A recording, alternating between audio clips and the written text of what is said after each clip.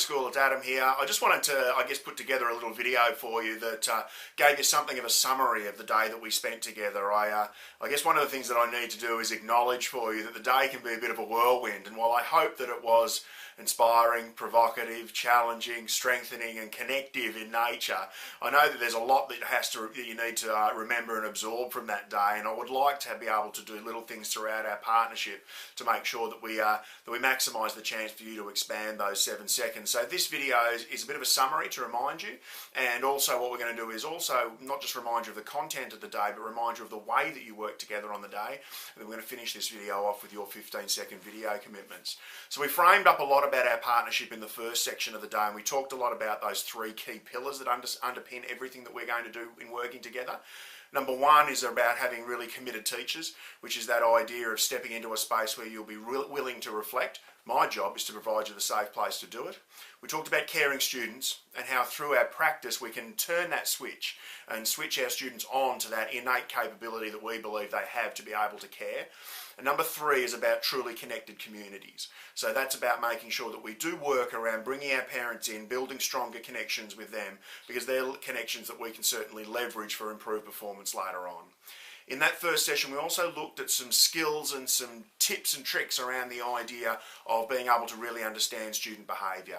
So that was about the golden rule, which was that idea that every behaviour has a meaning and a context.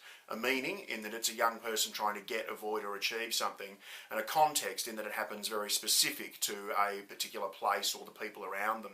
And the wonderful part is that as educators we have almost supreme control over the context.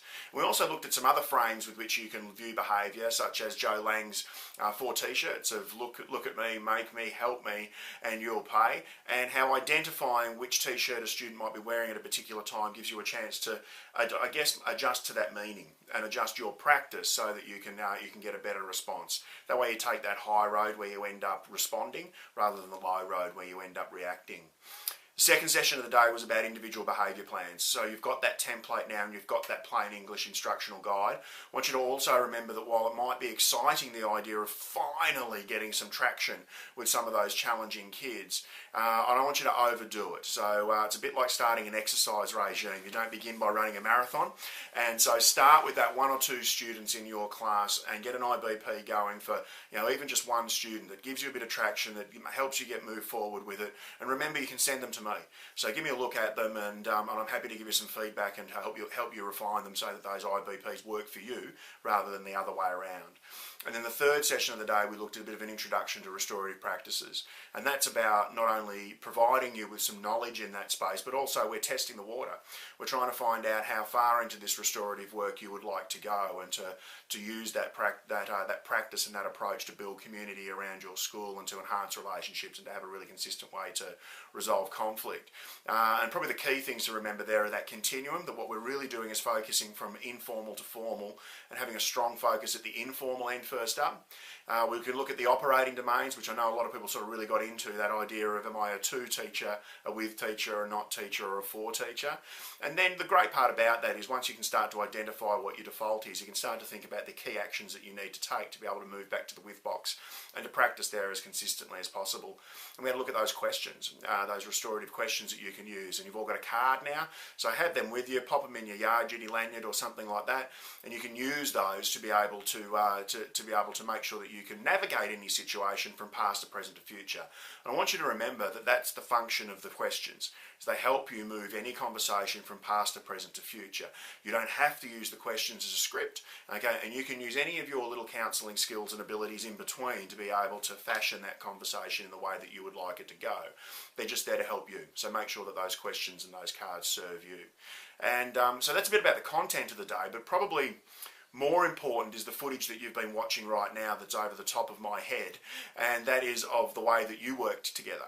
So we sat deliberately in small groups on the day to make sure that there was lots of conversation and lots of opportunity for you to be able to make sense of the content that I was presenting. And that's not something that needs to be a hallmark of the way that we work together from now on. So what we want to hear when we get back together next time is lots of stories about people getting together either one-on-one or in small groups or even around the morning tea table and just having a chat about this stuff, because this is where you genuinely turn this learning into changes in your practice. practice. And I believe that the changes in your practice that we're aiming at can not only make you more effective, but can also reduce your stress levels too. So I'm looking forward to coming back and working with you again very, very soon. We'll be doing some in-class support and some parent information stuff as well. Until then, the next part of this video is your 15 seconds of fame, I guess, giving you your commitments about what you're going to do first. So I hope that you're living up to those commitments, and I hope that you survive the embarrassment of the next part of the video. But I really enjoyed working with you all. I can't wait to come back again. I'll see you soon. Build better and more inspirational relationships. I'm going to find a better balance between firm and fair. I'd like to improve the relationship I have with my students and the relationships that they have with each other. I'm going to stay positive and keep working with the children and hope they enjoy it as much as I do. Not ban a practice because it didn't work once. Commit to use restorative practices in the classroom to create a better environment. I'm going to try to remember not to give up on good ideas and good practice too soon. I'm going to try and be more positive, and instead of screaming all day, don't run in the library, I'm going to say, let's all walk today. I'm going to implement positive priming as opposed to constantly emphasising the negative or not desired I'm behaviours. going to keep the fire lit under everybody, and I'm going to look at the civics and citizenship component for the kids, because that's the big What I'm going to do is try the restorative practice, the 9-minute business, because we have some issue with our grade 4 girls. Expose my students to the skill and need to care and the gift of donor.